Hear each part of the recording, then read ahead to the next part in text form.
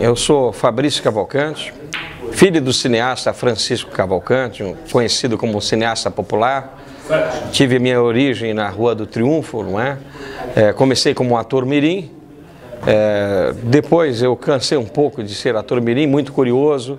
Adentrei atrás das câmeras, nos bastidores. Sou um cineasta de filmes populares e sobrevivo até hoje do audiovisual. O primeiro filme não tem a mínima lembrança, foi Mulheres Violentadas. Então eu apenas fiz uma ponta nesse filme. Já tenho a lembrança do Porão das Condenadas, da qual tive 3 anos para 4 anos, eu tenho perfeita lembrança desse filme. O Filho da Prostituta, eu tinha 5 para 6 anos. Foi uma produção, na época, considerada uma produção cara, uma produção grande, né? No elenco tem Jofre Soares, tem Zilda Maio, João Paulo, João Ângelo, se não me engano, Marcos Miranda, o Satã. Era um elenco de peso na época, era um orçamento que tem uma importância muito grande para a época, não é? No filme existe avião, no filme existe mudança de tempo, né? Começa o filme é de um tempo atual, mas mostra sobre o prostíbulo dos anos 30, não é? É um filme que eu já estava um ser humano já consciente, não é? Meu pai já passava algumas coisas. Me lembro muito que ele já me dava o texto na noite anterior para decorar. Os Tarados já foi o primeiro filme de uma geração, de uma parceria muito importante para o Francisco Cavalcante, meu pai, porque foi o primeiro filme que ele teve uma sociedade com o João Elias. João Elias é um dos maiores produtores de filme nacional, do Rio de Janeiro. Não é? Se não me engano, é a Filmar. Os Tarados é aquela sequência do filme que dava certo do Chico Cavalcante, não é? Daquele negócio de muita violência, sexualidade e vingança, né? Então é o segundo filme da qual eu faço ele pequenininho. Quando eu cresço vou fazer algumas vinganças, não é? Alguns traumas aí. E é um filme que estourou bilheteria. Tinha gente que vinha de algumas cidades da Bahia e falava, pô, eu vi o filme na Bahia. Aí o Chico levava um susto. Mas como na Bahia? Eu nem lancei esse filme na Bahia, como você já viu. Porque acontecia isso muito na Rua do Triunfo, né? As pessoas se apossavam das cópias e lançavam em algumas cidades. Aí eu já tinha mais ou menos uns 7 anos de idade. É um filme que muita gente lembra, que é aquele menino que estava preso no guarda-roupa vendo a mãe estuprada. Hoje em dia, pelos parâmetros, era meio esquisito, mas naquela época era tudo tranquilo, muito bom. É um filme muito bacana. É uma transição da filmografia do Chico Cavalcante, que é o primeiro filme com essa parceria do Rio de Janeiro, Os Tarados. Chico Cavalcante firmou-se a sua história em quê? Em filme conhecido como filme policial, né? Filme erótico policial. Padre Pedro é um filme para criança, teoricamente para criança, né? O Padre Pedro, eu acho que eu tive uma participação no processo inicial. Eu pedi para o meu pai, que eu assisti o Bozo na época, quem tem em torno de 40 e poucos anos, lembra do Bozo, que tinha um show de calouro. E aí eu pedi para o meu pai me levar no Bozo, porque eu queria cantar naquele show de calouro, né? E quem lembra disso, o Pedro de Lara é o Salsi Fufu, se não me engano. Chegando lá, na fila, tudo certo, aí uma pessoa da produção conheceu meu pai que estava em 3 filmes em cartaz, né? Então era uma pessoa bem conhecida, conheceu, falou para alguém, pô, tem um Chico Cavalcante, está aqui. O pessoal da produção cercou a gente, não é? E já não tirou ele do anonimato lá na fila das crianças que queriam cantar no Bozo. E falou, pô, daí nesse bastidor eu já escutei o Pedro de Lara, Chico, eu sou seu fã, você acabou de lançar O Filho da Prostituta, adorei o filme, eu quero que você dirija o meu roteiro. Qual que é o seu roteiro? É um filme para criança, chamado Padre Pedro e a Revolta das Crianças. E eu escutei isso no bastidor. Eu saí de lá pé da vida que eu não cantei para as crianças. Vocês acreditam que no horário do Bozo foi divulgado O Filho da Prostituta? Entendeu? Ele levantou, eles botaram uma tarja no Filho da Prostituta, botaram uma... o cartaz era quase tudo tarja. E divulgaram o filme que estava em cartaz no Marabá, né, no exato programa do Bozo. E eu lá com uma criança, né? Mas para mim foi o auge, porque eu me lembro que eu estava na escola, se não me engano, no primário, e as crianças me conheceram. Você estava no Bozo. Mas eu não estava no Bozo como eu queria estar, que era cantando. Eu estava lá no Bozo, naquela época, divulgando o quê? O Filho da Prostituta. Mas ali naquele bastidor que deu origem ao Padre Pedro e a Revolta das Crianças, que é um filme que teve um orçamento razoável. O Silvio Santos entrou como coprodutor, não é? Mas é um filme totalmente diferente da vertente, da especialidade do Chico, não é?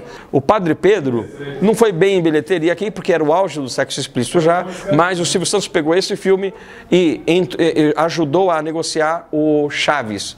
O Padre Pedro estava junto nisso. O Padre Pedro foi lançado no México em troca de alguns relatados do Chaves. Isso é a informação que me passaram, inclusive do Pedro de Lara. Depois do Padre Pedro, o segundo grande produção do Chico, com essa parceria do Rio de Janeiro, da Filmar, do João Elias, foi Ivone, a Rainha do Pecado. Aí sim, uma produção muito cara para a época, é um filme de época, fala sobre o prostíbulo dos anos 30, 40, 50, tem umas 4 gerações nesse filme.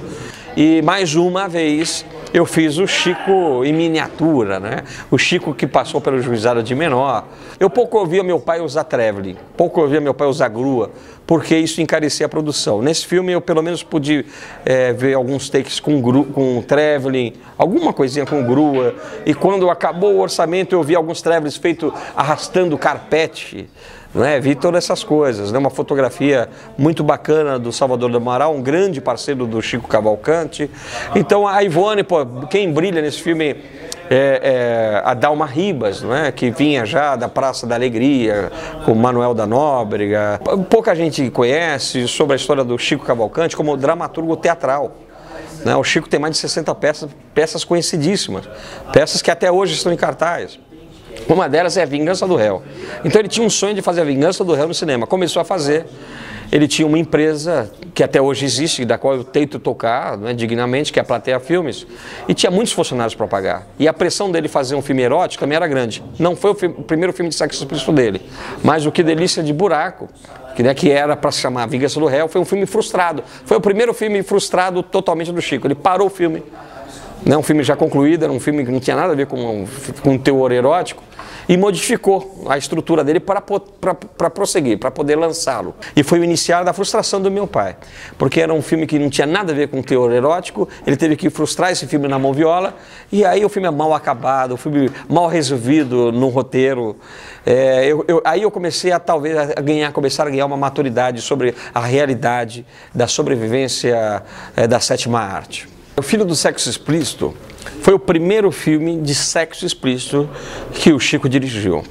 Não sei se conscientemente ou não, o filme envolve uma metalinguagem. Por quê? Como o Chico estava pé da vida, que estava fazendo putaria no cinema, mas por ironia, é um filme que tinha 3 gruas, tinha vários traveling, tinha todo o maquinário. Não porque ele era caprichoso nisso, é porque teria que ter isso no set de filmagem, né? É um filme muito bem acabado, que conta o perfil sobre o drama da realidade do cinema erótico da Rua do Triunfo, e tem uma cena muito especial, que é, quem levantar no Google vai saber o que é o bar do Walter Vane, né? Se não me engano, já chamou vários nomes. É um bar da qual o Chico teve muita participação, rodamos muitos filmes nesse bar. Nesse bar, o Chico falou para o Salvador rodar a câmera com um gravador Nagra. Eles começaram a discutir, no improviso, né, olhando para a câmera, uma coisa bem intimista, sobre o drama que vivia a Rua do Triunfo. Isso estava em primeiro plano.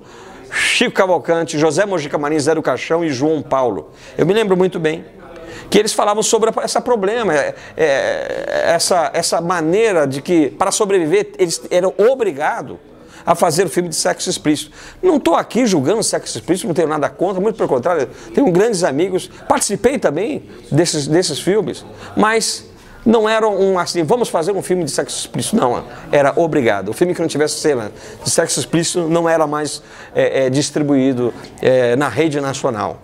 E o filme não tinha tantas cenas de sexo explícito, o filme contava sobre o bastidor, o filme é uma metalinguagem sobre o filme da boca do cinema. O Chico Cavalcante faz ele próprio, inclusive ele chama Chico Cavalcante. O Mojica é o Mojica bebendo uma cerveja no bar. O João Paulo era o diretor de dublagem, João Paulo, né? E eu fazia um ator mirim.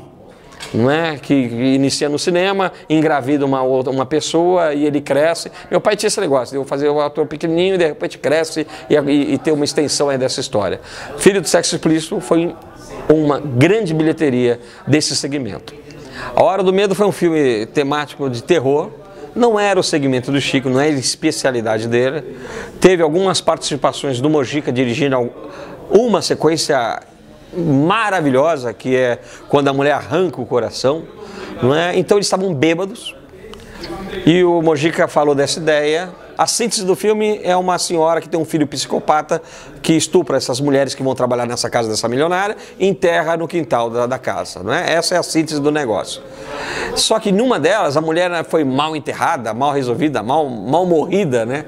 E aí ela acorda tal, começa a agarrar o filho da mulher, desse psicopata, chega a mãe com uma machadada, dá nas costas dela e aí ela pega o coração com a mão, né, o coração ainda batendo, esmaga o coração, uma cena fortíssima. Essa cena teve participação bem presente do Mojica. E o Chico, eles bebendo todas. Ó, Mojica, tem algumas pontas de negativo aí. Quer fazer essa sua ideia, a gente faz. E o Mojica fez essa cena como um verdadeiro mestre do cinema. Ele fez com pontas, com sobras de negativo. Quantos metros tem? O Salvador da Moral, que era o diretor de fotografia. Tem 100 metros, essa ponta tem 20 metros, essa ponta tem 40 metros. Então, com a metragem bem reduzida, com pontas é a sobra, né, do negativo. O Mojica fez uma sequência esplendorosa. Hora do Medo tem uma frustração também, que o Chico não conseguiu lançar a Hora do Medo. Por quê? Porque não tinha sexo explícito. Ele levou na moviola e eu presente. Ele teve que desenhar algumas cenas de sexo explícito para encaixar nesse filme, porque ele tinha como sobreviver, ele tinha que pagar o funcionário, ele tinha que ainda sobreviver. Modificou a história do filme e mais uma vez foi enxertado esse filme. Em rede nacional esse filme é sexo explícito. O pessoal odiava filme de sexo explícito do Chico Cavalcante, porque a maioria era enxertado, não era para ser sexo explícito. Esse filme foi lançado como sexo explícito. Se não me engano, acho que no Canal Brasil é exibido como numa versão que seria a versão original. Horas Fatais, Cabeças Trocadas. É um dos filmes mais conhecidos do Chico. O Chico ganhou um dinheiro bem razoável, né? Bem bacana. E ele falou, não, chega de sexo explícito, eu vou fazer um policial, lá Charles Bronson, né? Então juntou aquele time poderoso dele, né? Clery Cunha assinou como co-diretor, como assistente diretor, o Darcy Silva, uma continuidade, uma grande parceria com João Elias, não é? Da Filmar, lá do Rio de Janeiro. E ele insistiu em fazer um filme totalmente policial. Um filme caro. Quem assiste até pesa, né? O filme que tem explosão de casa, de carro, essas coisas todas, meio tupiniquim, mas tá lá, é muito difícil de se fazer um filme nessa proporção. Horas Fatais foi um filme bem caro para a época, bem ousado. Por que ousado? Não tinha espaço para um filme policial já. Nesse final dos anos 80, já não tinha espaço, né? Então ele usou bastante. O Chico pouco acompanhava o filme na finalização na moviola. Eu estava presente quando o diretor de efeitos especiais é o que morria com um tiro na cabeça. E é ele que apertava o sangue e tal, mas ele estava em cena. Passou essa função para o Clery Cunha, que era o assistente de direção. O Clery Cunha exagerou. Então vocês percebem que no tiro tem um jarro enorme. Parece aquele filme japonês, né? E todo mundo riu. Foi divertido. E fizemos o plano 2. E aí tudo bem, falar o Clery devagarzinho e tal. Foi feito maravilhosamente bem. O Valmir Dias colocou o take errado no filme. Mas que a culpa é do diretor, que não acompanha a finalização. E o filme, meu Deus do céu, foi colocado o take errado, aquela que jorrou a 3 metros, né, de distância, né? Então era assim como eles tratavam o filme. Essa fase, que imperava o sexo explícito, o Chico pouco acompanhava a finalização. Fazia o filme e já pensava como ele ia sobreviver no próximo empreendimento. José Mojica Marins faz um juiz, eu acho que ele brilha, o Mojica é um ator incrível, incrível mesmo. E eu já cobrava nesse filme, pô, rapaz, mais um filme que eu vou chorar pra caramba. Então é um filme que eu fiz meio mal-humorado, né? Eu queria já ter uma outra tipo de participação, né? Aí ele me botou pra chorar para caramba nesse filme. É um filme dramático, vi Mãe Estrupada, vi a saga do pai a vingar os bandidos, não é? Mas participei bastante atrás das câmeras também, vi os efeitos especiais, vi como eles se desdobravam com os recursos, não é, que eles tinham. O filme teve dificuldade com o lançamento, a princípio, que eu falei, foi uma grande bilheteria, por um detalhe, teve que enxertar sexo explícito, pelo menos aqui em São Paulo, né? Então entrou Márcia Ferro, Cirilo, né? Eu me lembro do meu pai treinando dicção com esses atores que estavam acostumados em ficar ereto e chegar lá. Nesse caso, eles tinham que falar vários diálogos, né? Quem assiste o filme vê que o Cirilo é um dos principais. O Cirilo é um ator muito bacana, né? Mas ele é um ator de sexo explícito. E eu lembro muitas e muitas horas do Chico ensinando pronúncia, dicção, movimento labial, expressão fisionômica. Então ele dava uma aula para essas pessoas e conseguia fazer com que eles tivessem um desempenho muito importante como atores. Horas Fatais foi um filme muito badalado da época, não é? Temos o índio aí atravessando aquelas vidraças, que era vidro de verdade, porque era muito caro, um vidro mais preparado. Não é? Temos o Darcy brilhantemente explorando aquilo que ele sabia fazer, cenas de tiro, explosões, etc. É um filme muito importante. Quando o filme chegava a lugar uma Mitchell, que na época tinha uma cena lá de câmera lenta, 120 quadros por segundo, então era um acontecimento. Foi um filme muito importante, um filme que rendeu muita bilheteria, um filme que participou do Festival do Rio de Janeiro, não é? Com muitas críticas e muitos aplausos. Instrumento da Máfia é um dos meus prediletos, né? Que é a participação do Chico como ator. O Chico começou a sua origem como ator comediante, de circo, né? Então ele pouco pôde experimentar esse lado seu humorístico no cinema. Era mais o galã que matava, que atirava, mas nesse ele ousou. Tem ali um pouco do instrumento da máfia, o homem, o engraxate, que escondia, que guardava sem querer uma fortuna em dinheiro na caixa de madeira, escondia de duas facções criminosas na época, não é? Chamadas na época de máfia, né? Então esse filme o Chico ousou ser um pouquinho do Goiabada. Mais uma vez, o Chico teve que diminuir a parte cômica dele e botou mais cenas eróticas. Então, o Instrumento da Máfia, que foi lançado como O Cafetão, foi um filme muito brilhante. Eu acho que é um filme que o Chico está belíssimo como ator, né? É um estilo que ele se dá muito bem, essa parte cômica dele. E aí meu pai percebeu desse filme que eu tinha realmente uma paixão pelo cinema. Por quê? Eu cheguei nele e falei, papai, eu vou participar desse filme. Ele falou, você só chora quando eu boto você não quer participar? Tem que... Não, mas eu quero fazer. Ele criou uma cena, uma pontinha da qual ele passa com as malas ele achava que a mala continha roupa e a mala continha dinheiro e ele queria se livrar daquela mala porque ele fazia um engraxate, um cara muito simplório. E ele criou uma cena na hora da qual o menino olhando, que é um pedaço de pão, moço, eu ofereci um pedaço de pão para ele e para mim bastou. A partir desse momento eu realmente percebi a minha paixão pelo cinema. Há um período de escassez de oportunidade, era Collor, né, uma série de acontecimentos, continuamos com a Plateia Filmes, enxertando o filme, modificando, lançando em alguns estados, e ali a gente permaneceu na Rua do Triunfo, né, numa sombra, né, que não tinha mais produção como se tinha antigamente, e aí pintou um ex-aluno do Chico chamado João Amorim. Só que o João Amorim procurou o Chico para fazer o Calibre 12, e isso eu vi. Chico, eu quero fazer o Calibre 12, eu falei com o Tony Vieira, mas não sabia que você estava aqui. Você falou com quem? Tony Vieira? Acertou? Então vai fazer com o Tony Vieira. Era assim a ética para alguns cineastas. E eu coloco meu pai nisso. Anos depois, o João Amorim volta a pescar na Rua do Triunfo. E lá estava o Chico. E aí eles decidiram produzir O Homem Sem Terra. Era um roteiro desse tamanho assim. Um orçamento horrível, horrível de ruim. Né? Só que o João Amorim queria fazer em Betacam. O Chico falou, em Betacam, em magnético, em negativo. Eu não faço, em vídeo eu não faço. Se quiser, negativo. E assim foi. Fomos para Lages a princípio e começamos a rodar O Homem Sem Terra. O bacana desse filme é que demos emprego a muitas pessoas que estavam paradas, sabe? Mas foi um grande drama. O Mojica foi também, né? E lá, o produtor, que é o João Amorim, a parte que hoje eu acho engraçado, ele queria estar em todas as sequências. Então ele queria matar todo mundo no filme. Então ele não entendia que a tal sequência ele já estava morto na ocasião. Mas como eu queria estar, eu achei que tinha que explicar para ele que naquela sequência ele já não existia mais no filme. E a gente tinha uma esperança de lançar o filme lá em Lages e dar um certo retorno. Só que, se não me engano, é o Mário Sapinto, esqueci o nome do circuito que ainda tinha lá, ele já é falecido, e deu para o João Amorim a data do carnaval, e o Chico brigou. Não queria que o filme fosse lançado no período do carnaval, porque sabia que não ia dar nada, e não deu nada o filme na época do carnaval. A Plateia Filmes não tem direito sobre esse filme, o Chico abriu mão para que o João Amorim pagasse os técnicos de finalização, principalmente de sonorização, assim foi acordado por contrato. Eu fiz o João Amorim nesse filme, magrinho, na época eu era bem magrinho. Meu pai sempre teve esse negócio, me bota para ser o cara novinho, depois eu cresço eu viro um fudido.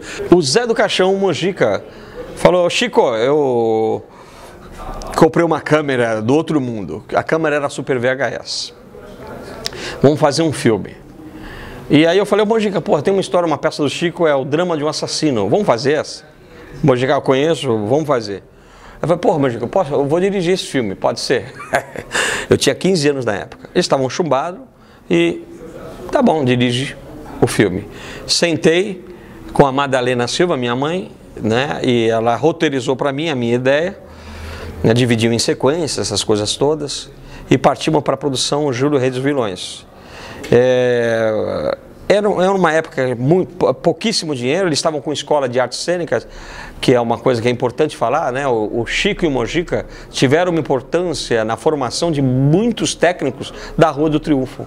Não só como atores, mas como técnicos. Diretores de fotografia vieram da escola ou do Chico ou do Mojica. Muitos diretores de produção vieram da escola do Chico ou do Mojica. Muitos diretores de cinema vieram da escola do Chico ou do Mojica. Eu fiz o Júlio Rei dos Vilões. Foi um perrengue para editar esse filme.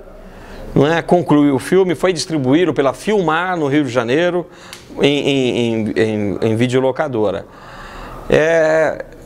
Esse filme foi cruel porque, na deficiência de pagar técnico, eu, que não era muito experiente, fiz fotografia, fiz câmera, finalizei o filme e editei o filme. Consegui fazer, aprendi a fazer filme com pouca gente, não porque eu gosto. Quando há necessidade, eu opero algumas funções. A partir do Júlio Rei dos Vilões, eu desenhei, eu insisti em desenhar uma carreira artística, fílmica, né? O Regenerado, também lançado pela Filmar. Tive aí o Desequilíbrio do Desequilibrado, Dignidade.com, A Pensão. Nesse meio tempo, o Chico assinou um contrato com TV a cabo, da qual uma vez por semana era contado uma apresentação Nacional Cine. O Mojica narrava um filme e o Chico narrava outro. E eu e mais algumas outras pessoas tinham que, por semana, fazer um curta-metragem. Curtas e médio-metragem eu tenho aproximadamente 36 filmes. Longa-metragem eu tenho 8 assinados, né? 9 com liberdade provisória. Amo cinema, amo a dramaturgia. E a única coisa que eu aprendi a fazer é o audiovisual. Hoje eu continuo sobrevivendo do audiovisual. Videoclipe, documentário, filme institucional, né? Ainda eu sobrevivo, né? Meu pai deu o pão que me sustentava no audiovisual. Hoje eu continuo tendo o privilégio de sustentar os meus filhos com o audiovisual. Eu tenho um grande privilégio de conhecer, de viver, de conviver com a Rua do Triunfo. Lá eu convivi com artistas espetaculares, com poetas espetaculares, com técnicos espetaculares. Em primeiro lugar, as pessoas tinham que defender o pão de cada dia. Mas as pessoas tinham uma sensibilidade de contar a verdade, o retrato de sua existência naquela época. Brasil, não é? Que foi, para os intelectuais, a Rua do Triunfo, para os mal informados, tinham alguma coisa a ver com a ditadura, eram financiados para alienar, não tinha nada a ver. Eram sobreviventes da arte. Eles precisavam de ter dinheiro para pagar o seu aluguel, eles precisavam de ter dinheiro para se sustentar.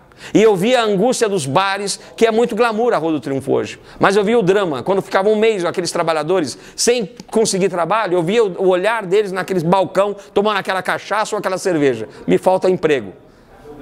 Mas olha, era um time grande.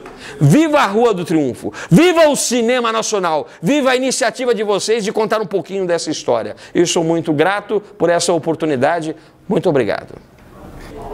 Há alguns anos atrás, não mais do que 3, recebo um telefonema do Castor Guerra, um ator tipicamente triunfo, na qual alguma coisa estranha estava no apartamento do Pio Zamuner. Ele morava atrás da Rua do Triunfo, se não me engano, na Rua do Andrade. E o Castor me ligou, dizendo que tinha alguma coisa estranha, fazia tempo que o Pio não saía de casa, e adentramos no prédio dele, abrimos a porta, estava aberta, e ao entrar, os meus olhos, talvez mesmo mais ou menos inconsciente, em vez de procurar um foco, que é o Pio, eu me deparei com os quadros, que nada mais, nada menos, falava sobre a carreira do Pio Zamuner. Ali estava o Pio ao lado de grandes atores, Tarcísio Meira, Glória Menezes, estrelas que atuaram no filme do Mazzaropi, e claro, centenas de fotos do Mazzaropi ao longo de toda a extensão daquele micro apartamento.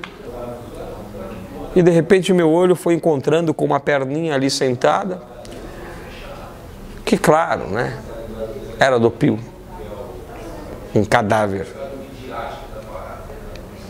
Nunca tinha entrado no apartamento do Pio. Adentrei nesse dia, eu e Castor Guerra. Em volta do histórico de um dos cineastas mais importantes da nossa filmografia nacional. Um homem que fez questão de viver na Rua do Triunfo e morrer nessa redondeza. O ML chegou. O cara muito, como se fosse mais um, né? Que é assim que funciona. Não tinha maca, pediram, vocês têm um lençol aí?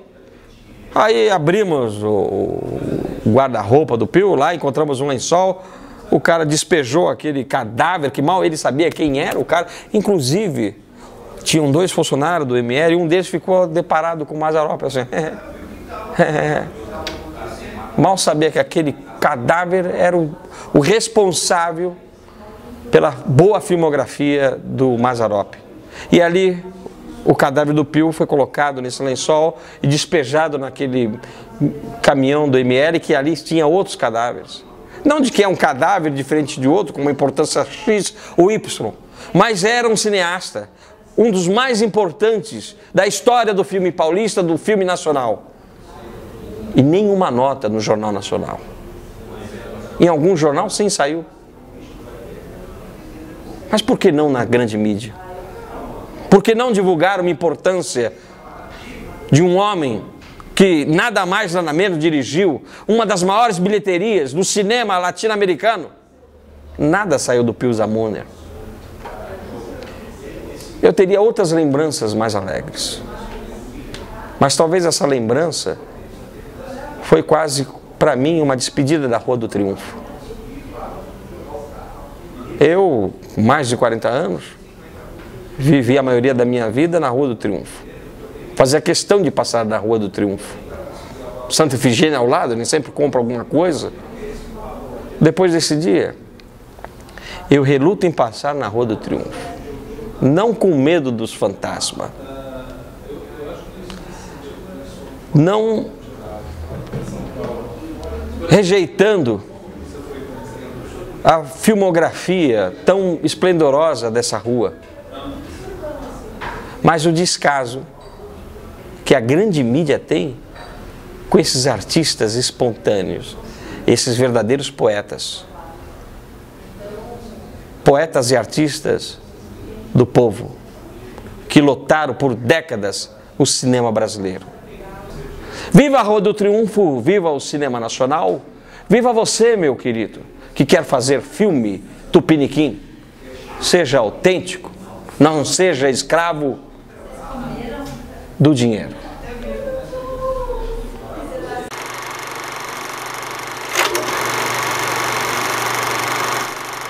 Versão brasileira, Herbert Richard.